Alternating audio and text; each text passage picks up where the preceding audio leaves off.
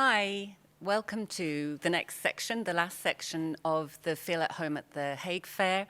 And you have myself, Anne Parker, and you also have Diane Lemieux. And what we're going to do is we're going to hang out with you for a little bit and talk to you about a new approach that we have taken to relocation.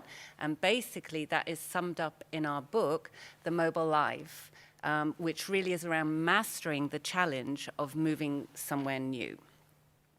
So the plan for today with you is, first of all, to give you a bit of a context around the book, how it came about, because it really is a new approach, to also weave in between it.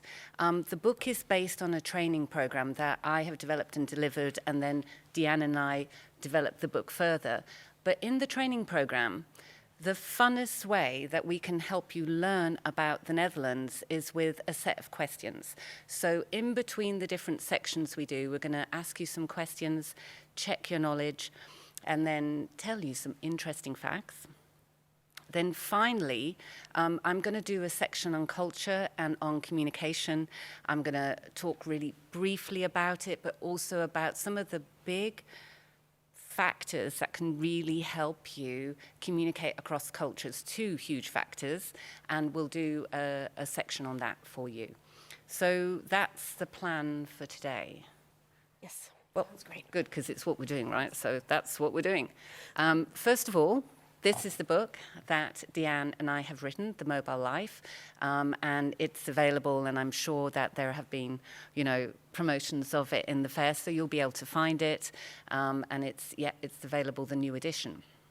So we thought that we would start by describing the book. So if I do that, then I'm going to ask you some things around context. So Deanne and I, we met actually at the first ever Feel at Home at the Hague Fair. I was on stage doing some of the questions describing the approach, and you came up to me afterwards, right? And that was our first connection. And the book is really around looking at relocation from a real skills approach. And that's where we connected, right? We felt like it wasn't about coloring pens and food that the kids liked. It was something much more practical. So you wanted me to remember to ask you, who are the audiences for the book? Right, the audiences. So in the development of the book, over the time that we've spent, the first time we spent writing the book, My goodness. And then the development for the first edition of the book, and then through the second edition, what we've realized is the book has become really used by three rather separate audiences. Yeah. The first of those is the people who move themselves. So if you move, people have told us how useful the book is in thinking about how to prepare for their life in a new place.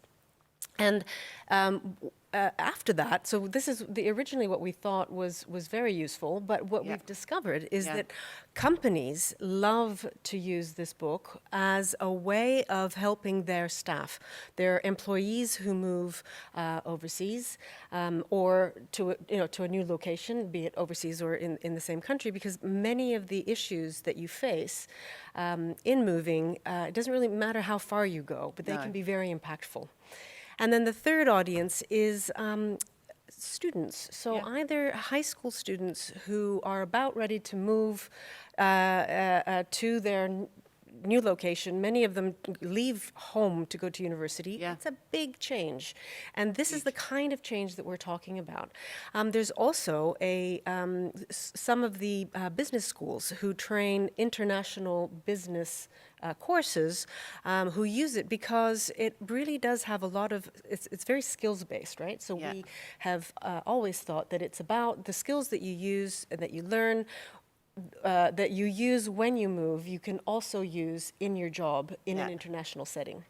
So we found out that there are business schools here in the Netherlands that have made the book required reading, right? Which just blew our minds. Right. So the next edition, this revised edition that is just out, you really worked on that, Deanne, to make it more visual, to make it more something that people could really look at and practically apply, Very so we're waiting for the the exam results to find out how well we did with that How well book. we did, yes. I know. So that's really some of the approach. We have to tell you that the evening that we decided to write the book, where were we? Do you remember this?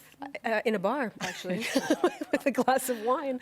Probably our second one, I Yes, think, yes, by yes. that point. We were like, But I think the reason why was because we both have a very positive attitude to change. yeah, And where we both met on this idea that it can't be, it isn't such a negative, there's a way of looking at things in a very positive, proactive, pragmatic approach. And this is where we met, really, Yeah. in terms of ideology. And that's where the book, I think, from there developed. and so it seemed like a really good idea on the night. It seemed like a really good idea the next few weeks, and then it took 5 years, right, to write it. And in the meantime, you actually relocated to Nigeria. Nigeria. So that experience, because you've moved a lot, I've moved a lot, but actually moving while we were writing the book, had you Exactly. stopped for a minute and completely restructured the book? Did, yes. Yeah. And also, I think it enabled us to really come down to a very practical level. So we're trying to get away, or we got away from any jargon, any of these sort Yeah. of major, big terminologies that are so often used in talking about moving. And we were really able to talk about very real, very practical things that Yeah. people really experience. So what does it mean, this big thing called, what's it called?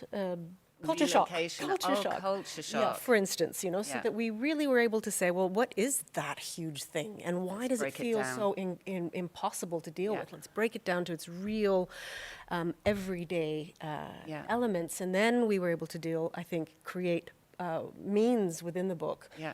to make these solutions, or at least approaches, very, Yeah. very clear.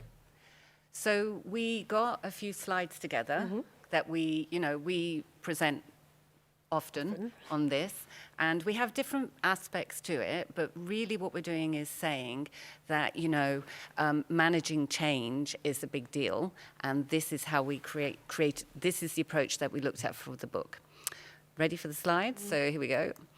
So we're going to look at 3 things. This is a mini version of what we would do if we had a whole hour on this topic with you, or in fact, what the training for the day does. So what's the big deal? What approach can we take, and what strategies can we apply? So this is like, if you like, a quick dip into the book for you. It's a big deal is the first thing, and don't underestimate it. You are normal if you're finding that there are days when it's challenging and days when it's exciting. And to give you the best analogy we can for why it's a big deal is we use Einstein and Einstein's equation, E equals mc square. Very clever man, very clever equation. We are borrowing it to explain that expat equals managing change squared. So you're dealing with change on every level of your life all the time. And you like to say, you're not going on a long holiday, are you? You're committing. You're committing. It's 24 hours a day, every day, for however long it takes before you settle.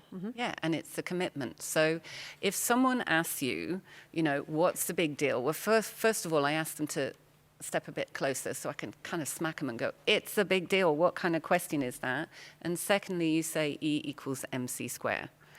And then we wanted to show you this model to look at the way we are impacted. So this is Maslow's hierarchy of needs. And look, the reason why I show it is a lot of HR professionals and mobility professionals really know this model and accept it and understand it. So Maslow looked at successful people, and he asked, where do they focus their time, their attention, their energy? And he realized that there's basically these 5 levels of needs that we as humans need to have met. And the first one is really obvious. It's physical, biological. I need food, I need shelter, I need warmth. But as soon as that happens, and when you relocate to the Netherlands, you will, I am sure, either really quickly find housing, or you will be given some temporary housing by your employer. So they know that if you can't concentrate if you don't have that. The second thing you'll start looking at is safety. And, am I in a safe place in this street, in this area of the city? What are the rules here? Is there stability? We all need to know that. And then thirdly, you'll start looking at how you can connect with other people, love and belonging, how you can connect with your family back home, how you can contribute in work. So he would say these are essential needs. We all need them. But the top two are the ones that are tricky, right? Because they're about growth needs. So esteem, to feel like you're really achieving, to be proud of yourself. And then finally, the top one, self-actualization, is you working and operating at the highest of your human potential. And we usually relocate for the top two. We relocate because we want to go on adventure, we want to be stretched, we want to have a challenge in life, we're up for something new, or we've relocated for a job, and that's where we set our expectations. But then we move and we're actually dealing with the bottom level of needs, and that's such a big disconnect. And one of the things that Deanne and I really wanted to look at, what is going on and why do people talk about culture shock? Because, and I know you don't like the word shock, right? We don't like to the think term at all. No, we don't like to think of ourselves in shock. Right. But you think of it more like, actually, it's something we can control, and we need to know what's happening. So if we know what's happening, we can control it. So there's a disconnect between what you expected when you moved here and then what you actually got. And that disconnect can be the start of what people tend to call culture shock. So let's have a look. Areas of your life that changed. We just wanted to show you this because in the book and when we talk to people, they really come up with the same things again and again. Look, every area of my life changed. Daily habits changed, my relationships, my connections, my professional environment, hobbies, pastimes, even financial situation. The lot changed. And so what we tend to like to do is visualize how you can manage that and how you can approach that, right? So we have visualized it as basically tools to use when looking at 3 different maps in your life. Did you want to add to this, or are you happy for me to Go ahead. keep going? I think you're doing very well. So actually, these maps I got from reading John Cleese's book that he wrote with his psychologist called Families and How to Survive Them. And then he wrote another one called Life and How to Survive That. I loved them. But they really visualized how there are different maps in your life that overlay each other on top of each other. And when we move to a new country, we absolutely expect to repopulate the physical map. In fact, what we do now is we just turn on Google Maps. But still, we know we've got to find out where everything is to each other. The other 2 maps we don't think about and prepare for as well, but they're the ones that can really help with a smooth transition. So your activity map is what keeps you happy and enjoying life. And, this is so easy to talk to you about right now because we're in a pandemic and you can't do your activity map like you used to. So it's so much easier for us now to explain to people what a huge change an activity map is and how important it is, because we can't do them and we realize the loss. But when you move and you don't have your normal social activities and actions, it can really bring you down and there's an emptiness to your life. And then the final map, the identity map, well, identity is complex. But if you think about the fact that how we see each other, how we see ourselves, really impacts our identity. So if you suddenly become reduced from the complex person you were in your home country to the new person, then you can start feeling thin and losing some of who you are. So we really talk about in the book how you can use tools to build up those 3 maps. Yeah? Cool. Drink of water. So let's have a look at the next one. Yeah, so with all that in mind, it's a big deal. What approach can we take? And so this is what is different about the book and the training compared to anything else that we know is out there. We take a skills-based approach, right? If you are relocating, you have to project manage that. Mm-hmm. And I remember when you moved to Nigeria, my goodness, there was an entire project management of an entire family, right? Step by step to get you there. And it was really useful that you did have that relocation because it helped us go, okay, that's a big part of this whole approach.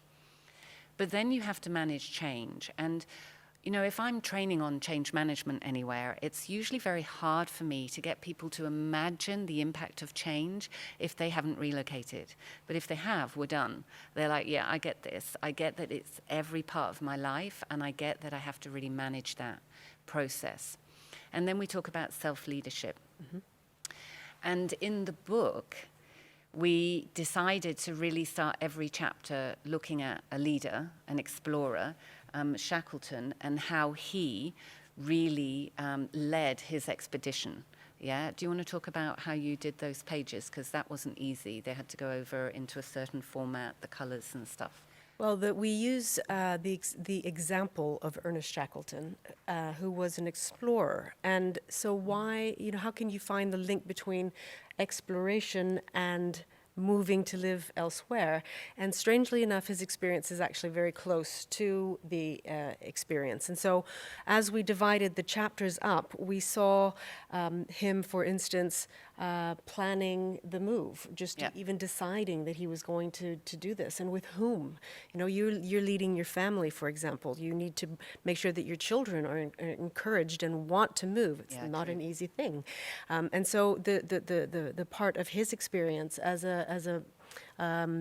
a manager of this project of going somewhere else, and how he did that, and what were the things that were important to him. And so, in fact, we were able to use a piece of his story throughout the entire book, including returning home at the very end. Yeah.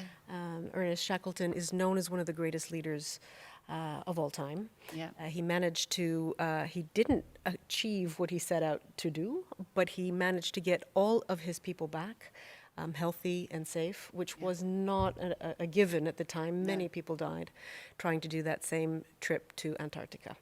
And so I think it's a nice story. Yeah. Each chapter it begins with that. You can read that as a story on its own. But it's very helpful to remember, I think, to take that step back. It's not an example of somebody who is not me doing more or less the same thing. It's really a separate... Like a heroic... A heroic individual who's a little bit further away, but who really is doing all of the steps that we talk about in the book. Yeah. And we really also wanted to base it around the context that we believe that anyone who relocates is the modern day explorer. We move 24/7, as you said before, we're committing, it's not a holiday. You're really up for an adventure and for a challenge and growth. And the thing with that context of the modern day explorer means that you're going to have good times and bad times, but all of it is growth and all of it is what you expected. So Shackleton, we felt, was a really lovely story, and better to look somewhere there archetypal and that we could all find ourselves in, rather than stories of different people who've done well at relocation, because sometimes I think, well, good for you, but I'm struggling here. Right. So yeah, great. And there's a Hollywood movie being done right now about the whole... him. Yes, exactly. That'll be great. That could be pre-work or post-work for the book. So that's the skills-based approach. So we've really... And, when we look at the business skills literature, there is so much really rich models and insight that we can use and apply to this change experience, and that's what the book really looks to do. So then finally, a little bit on strategies. What strategies can we apply? Because I'm sure at this point you're going, well, it's all very good, but what do I do? Here's what you do. So first of all, we go from culture shock and reaction to control. That was the thing that you really felt was important, right? That we have people feel they're in control. Anything else you want to say on that? Yeah, that culture shock isn't one thing, and it's not inevitable. So people... I've had people say to me, for instance, in Lagos, so how are you doing? Yeah, I'm in the middle of culture shock, but I'll just wait and it will pass. Yeah. It doesn't pass. It isn't a thing. It's many small things, and there's so many different aspects of it. And we break all of that down very practically so that you are always in control. And that's not to say, being in control is not to say that you're having fun every minute. Sometimes it's really very hard, but at least you know what you're going through, what the experience is that you're having, and why. And that is half the battle. Yeah, that's really well said. And that's the whole focus of the book, is that you know what to expect and you know you're normal. Yeah. Like, this is happening to everyone. We've talked to many, many, many people, and we can tell them all every reaction and experience you're having is normal, and you will get through it, and you will build a new life for yourself. And what we're trying to do is fast track you through some of those stages so you can get to where you really want to be with a life that's really satisfying for you. So did I do this? Yeah. I thought what I'd do is show you a few of the skills we would describe. So like analysis skills, like when you're moving and relocating, you have to have an overall situation analysis. Where am I? Where am I going? What should I expect? What is available to me? You really have to check assumptions. And in the first few months, you might find that you had assumptions you didn't even know you had. I thought that the housing was going to be bigger here. I thought that I was going to be nearer the school. I thought my money was going to go further. So there's all these assumptions that we build from our previous life that we bring with us, and we don't know that we have them until we're surprised, either happily or unhappily, by the reality. And then we have to monitor our reactions. You know, a lot of people talk about being quite emotional, being very tired. If you have moved in the last year, I cannot even imagine what a challenge that must be to move in a pandemic. And you have, you know, so much support and respect from Deanne and I to do that. And I'm sure that you're spending a lot of your time monitoring reactions. And then strategies, you know, you do research, because the more you know about where you're moving to, the more that you can align your expectation to reality and be creative with some of the solutions you find and ensure realism.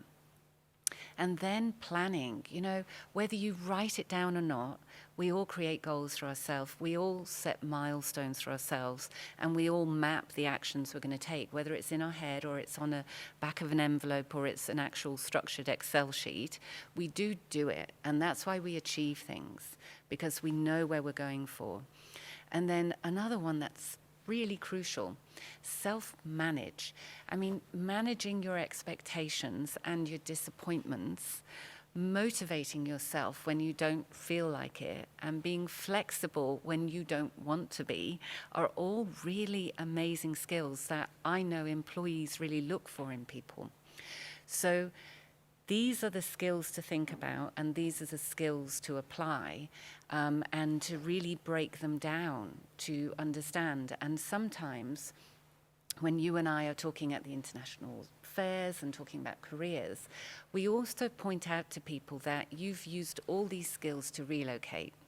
And in an interview, of course, you can pull them in and say, here's where I've shown how I've managed big change. Here's where I've shown how I've had to motivate myself.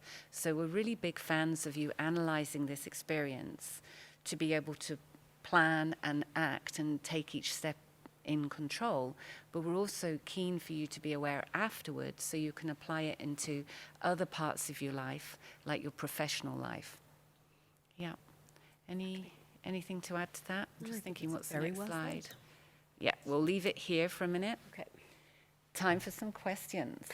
I have. Do you want me to show the...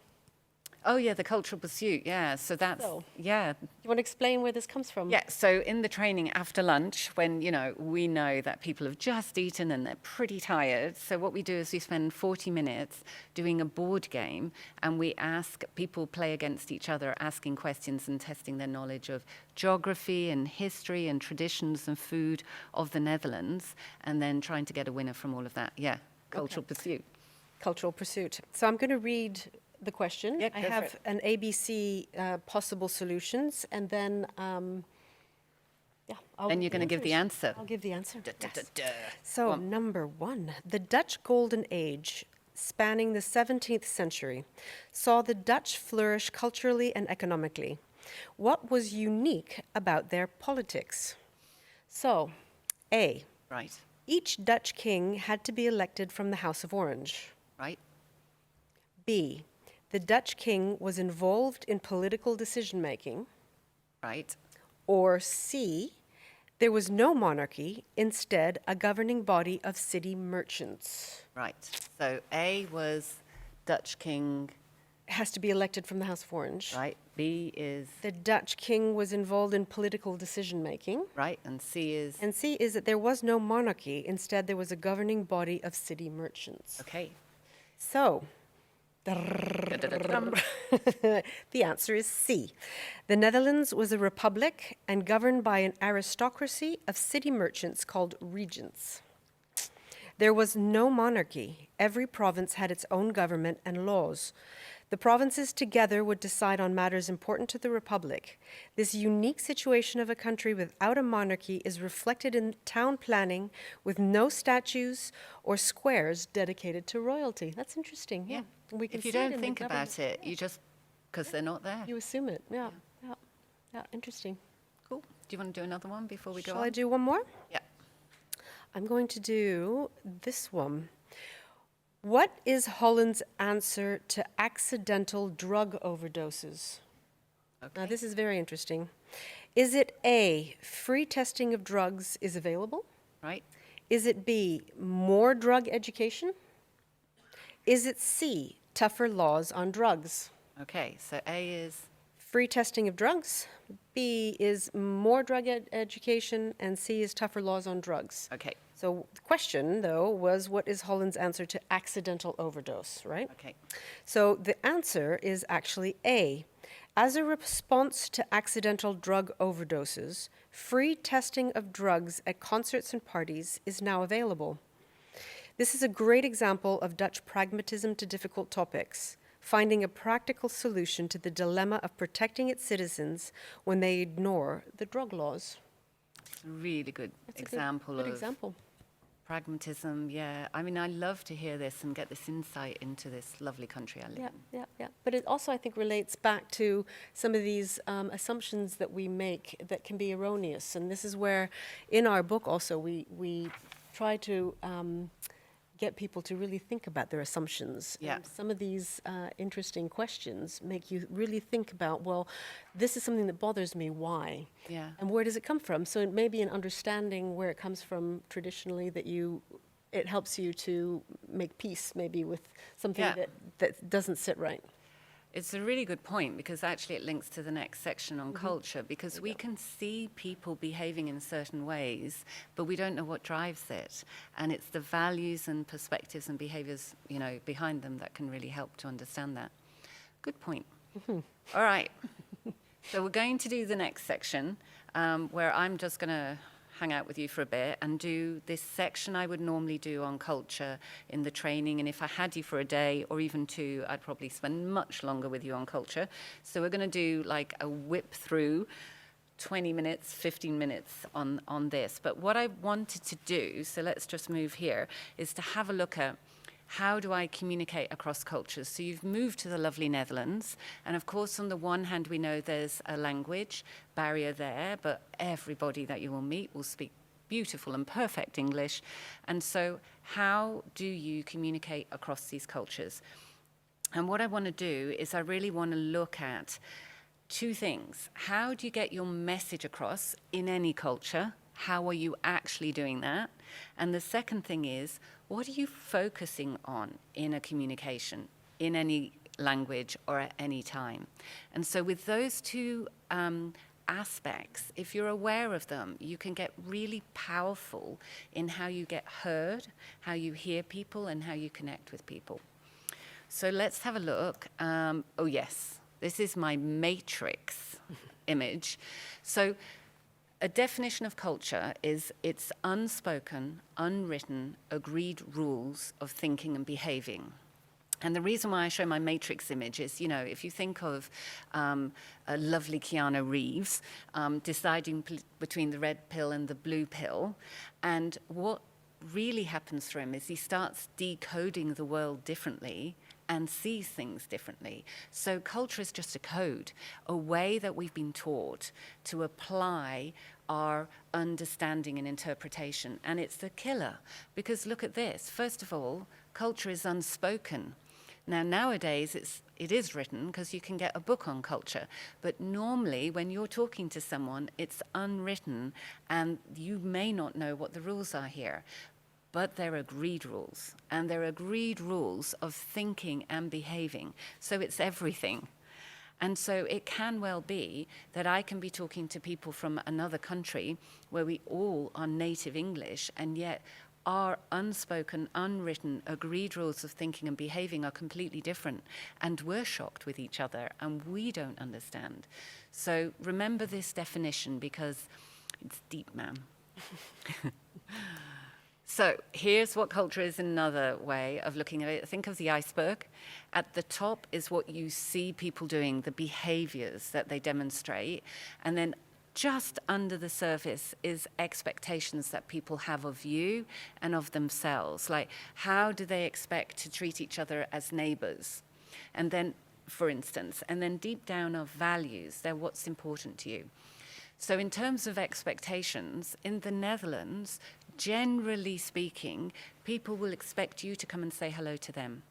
In other countries, there are cultures where they expect the new person to be greeted by the people who are already there. So they'll turn up with cake and to say hello. So if you're waiting for your neighbors to come and say hello to you because you're new, they're actually waiting for you to do the same. Right? So expectations drive behaviors. But what's really deep underneath is values. And values are really big, and they're basically just what's important to you.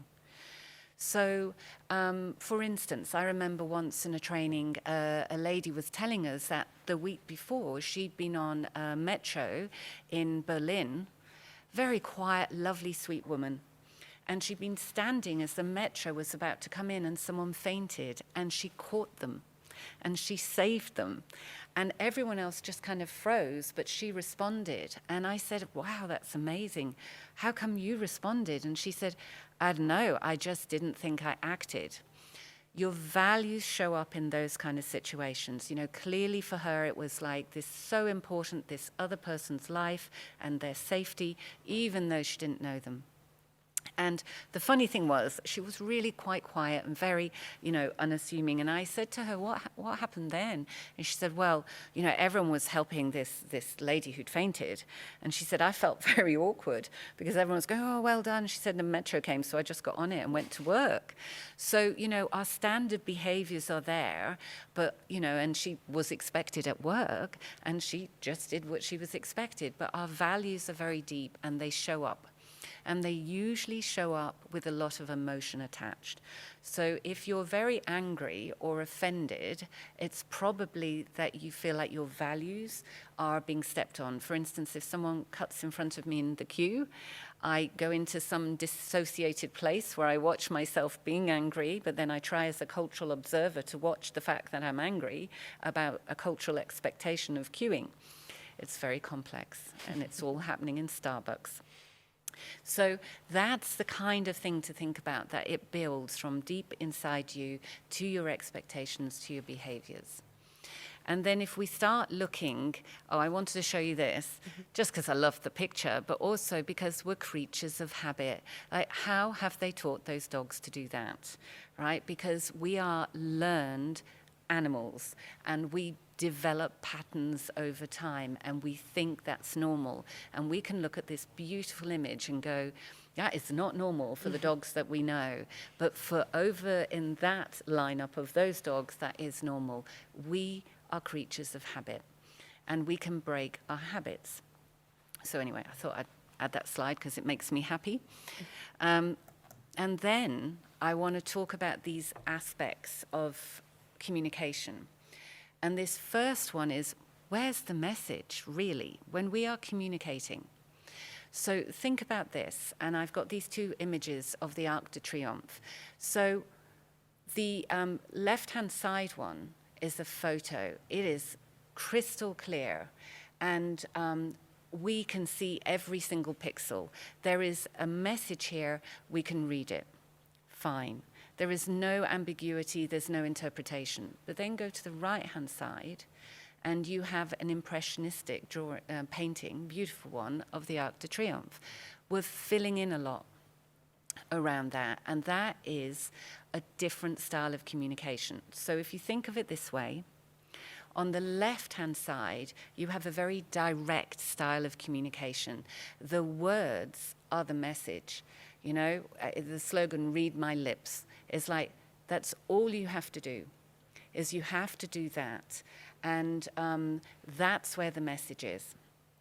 And then if you have a look on the other side, well, there's interpretation here.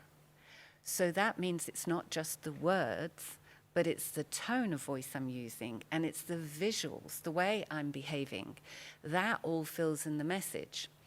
And so if you think, generally speaking, it may well be for a lot of us, for instance, for me coming, you may have noticed I'm British, that working and communicating with the Dutch, I find them more over on the photo.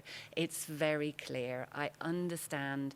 Words are giving me most of my message, and that's easy for me. But then some may say that communicating with me is not easy because I'm inferring. So I remember one of the first times someone said to me here in the Netherlands, would you like a cup of tea? And I said, well, if you're making one. Well, they're like, I'm not, but if you want one, I'll make you one. And I was like, yes, please. Because the inference was like, I don't want to put you out, but I would love a cup of tea. And so for them, they were like, no, I'm asking you if you want one, but I'm not making one myself. So this inferred communication style can be really confusing. I've just remembered a story you told me on a charity meeting you had. You were really developing your Dutch and you were doing a charity meeting. Right. And you said two ladies sitting across the table from each other. Right. Do you remember? Yes. And one of them said, oh, you've had your hair cut. Yes, and she said, no, she said, so yeah, two Dutch ladies, one just arrived into the room, and I was sitting next to the one whose hair had just been cut, and the lady who arrived said, oh my God, what did you do to your hair?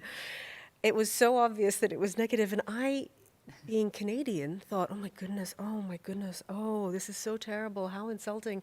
The other one just said, mind your own business. I like it. Yeah, I like it. I like it. And so another thing you can see about these two styles is over on the photo side, the direct, it's like you can be crystal clear in your message, including your opinion.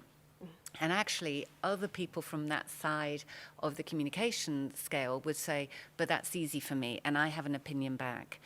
Actually, it's the same respect on the side that's indirect, where you're interpreting. Because somebody might say to me, should I wear this dress out tonight? And I could go, And so my non-word response tone has given, and they might, if they're on that side of the scale, understand me and go, or should I wear this suit? And I'd go, yes, wear the suit. So I've inferred, and the other person is there to pick up the message if they so choose. And so this, I find, is a really, really important thing to get. Where is the message? And, I once did a communication skills training in Barcelona. It was very lovely. I just opened the training. It was on communication. So, of course, as a trainer, I should have been role modeling clear communication. And I set everyone off on their first exercise for the day. And, it was interesting because one whole group were absolutely not doing anything. So I walked over to them and said, was my communication clear? Were my instructions clear? Silence. Now, that means they're all over on the interpret indirect style, and over this side of the scale, people don't like to say no. They really didn't want to go, no, trainer of a communication skills training, you have not been clear. So instead, they were silent. So what you can do with that side of the scale is ask a question where they can say yes. So I said, shall I repeat the instructions for you? And 5 people said, yes, please.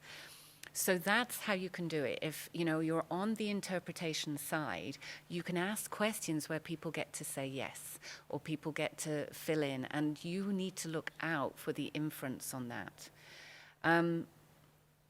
So remember, this side is yes, the other side is no. I mean, my lovely little half-Dutch children, do you want a cup of tea? No.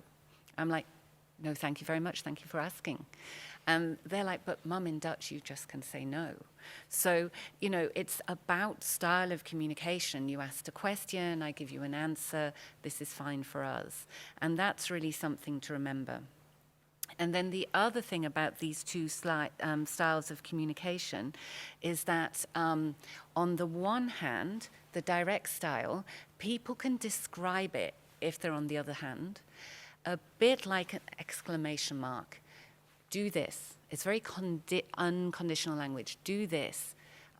You should, you must, you have to, we will. Like, it is clear, the message is there, and it doesn't feel, for the other side of the scale, very up for discussion. In reality, it is. It's very much up for discussion, but it's up for a verbal discussion. On the other side of the scale, so you've got exclamation mark over here. On the other side, you've got question mark. And question mark is most things, most preferences are given as a question. So I remember with a friend once saying, would you like, I'm thinking about, getting a takeaway for tonight. Would you like a Chinese? And they said, no, I'd like Indian. And I went, oh, okay. And they were like, why, what's wrong? I was like, I was thinking about Chinese. Well, you didn't say that. You asked me what I was thinking of Chinese. What do you think? I said, well, it was a preference statement in my question. So it's really good to notice that there are actually times when people can be asking you questions, and actually it's their preference statement.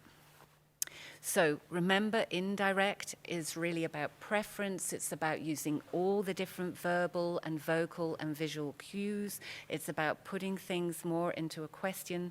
And over on the direct style, it's about using the language, using words. So it might sound a bit flatter in tone, but actually the message is all there. It's not rude. It's there for you to then react to and discuss in any way you see fit. And then finally, the last one I wanted to show you, where is my clicker, is around where do we focus in our conversations. So on the left-hand side, you can see that basically that's people who, when they connect with you, are saying, okay, I'm connecting with you primarily on a goal, on something that we want to get done. It might be that we're in a store and, I want you to help me with a service. It might be at work. So you'll find that most of the time, from a task-focused tick-tick list point of view, people will really say, okay, I'm here for this. Hello, how are you? This is the reason I'm here. And they want to get down to this type of business or this task or get this result quickly. Whereas on the other side of the scale, you have people who say, do you know what? My focus here is to connect first. Because if I connect with you first, we will get the job done better. I need to trust you. We need to have some context. Let's find some common ground, because once we have that, we'll work together much more effectively. So task versus relationship. And things to consider with this is in flow. If you get someone who's task-focused, they'll go, hi, it's me. I need this. In whatever way they say it, they'll be like, let's get down to business. And at the end of business, they may well say, how are you? How's the kids? Did you go on holiday? Are you going to go away this year? Then they'll do the small talk, but only because the work has been done. And on the other side, of course, the flow will be around connection. How are you? How's the kids? Are you all safe and sound? Do you think you'll go on holiday this year? Let's do all of that first. And then I'll go, well, you know what? I was thinking I needed to connect with you about this thing. So another thing around, meeting your neighbors and connecting with your neighbors effectively is understand this focus area, because they may well be, you might end up being the person in the building that collects all the packages while everyone is at work. Now, at the moment in a pandemic, that's not so much the case, but we've heard this a lot from people who relocate and are, the partner at home or waiting to get a job. They're like, I just collect everybody else's packages. And so when they come to see you, to collect their package, that will be the focus of the conversation. Whereas somebody might come and go, how are you? How's your day? Have you got a job yet? You know, how's it going? It depends on what their focus in the conversation is. And, you know, something I thought might be useful for you to notice about these two styles, just to finish off, is from a task-focused perspective, generally speaking, people will compartmentalize their relationships. There will be the people they know at work. There will be the people they know at sports. There will be the people they know in their building. But these people will not mix. And I sometimes hear from people who relocate, you know, I'm working with people, but I don't really get to meet them outside work. I've not created a social life. And that's because you might be on the other side of the scale thinking, but I can work with you, but then go to the pub with you. And I can invite you on the weekend to come and have dinner with me and my whole family or my partner. This is not, this is normal. We flow through life because our relationship continues in all these different areas. So it's good for you to know if you're going, what's going on here? Is there something not right? Because I'm not breaking through. It's because for some people, they see you as their, you know, sports buddy or their neighbor or their colleague, but they don't bring you into other parts of their life, and they wouldn't for other people too. So that for me was just a blur on culture, because we find these to be, you know, really interesting questions to look at. So I've got a question. I'm also interested in having the board game. Thank you for that. We will see what we can do. The board game is actually really attached to the training. But having said that, we might do something with Billy and see how we can get some of these questions out for you. Do you want to finish with another couple of questions? I can, yes. Just in time, Because, Elizabeth. yes. Another couple of questions. Right. The Dutch understand the importance of integrating new citizens. Between 1200 and 1500, the years, what could a person do to become a citizen of Utrecht, so the province of Utrecht? A, they could pay a bribe to the Utrecht Council. They could shovel excrement from the city streets for 1 year. That was Whoa. B.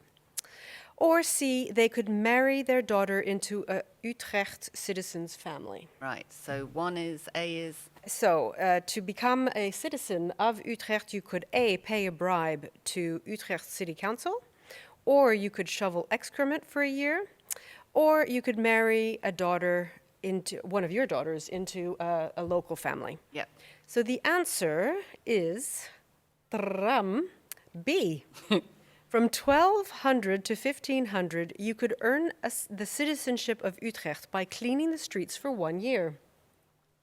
This was a real commitment as it included the worst of the city's rubbish, including shoveling excrement and slime. Yeah. Let's not even think. I don't want to go Move there. on. However, being a citizen had its privileges, as you would receive lenient sentencing if you appeared in court. There you go. Would want to do this, right? So, Nice. okay, last question. Yeah, yeah. What material are Dutch safety boots made of? Right. A, wood, B, metal, C, leather. A, wood, B, metal, C, leather. Okay, Right? and the answer? So the answer is Dutch safety boots. The traditional all-wooden clogs are still widely used as working shoes for farming and gardening. They have been officially labeled as safety shoes, passing European standards for the CE mark with flying colors. There you go. And there you go. Very Right. good. Anything else that we want to say before we close off for the No, day? I think really buy the book, because it's we have it's a good book. Yeah, yeah, Very interesting, I think, insights. yeah. It's very helpful, and it's available at bol.com. Yeah, everywhere It's actually. available Kindle. at Amazon. It's available on Kindle, so it's not hard to You'll be able find. to find it. And the I'll just mention this very quickly. The website of our book is themobilelife.eu. Yeah. mobilelife.eu. Exactly. And just to answer again, because I've read, Elizabeth, now better your question. So the game is actually attached to the training and not the book itself. So that's why you're not finding it on the book site. But yeah, I think I might do something with Billy and get some of these questions out because they're fun. And thank you. And thank you, Chris, for also asking where the board game comes from. So, yes, guys, it's very nice to hang out with you and very nice to spend some time with you. We really wanted to give you some, tips and an approach to manage change through the book. And then we want to dive a little deeper in managing communication and culture and give you all of that so that you're more set up to feel at home in The Hague. Thank you for your time.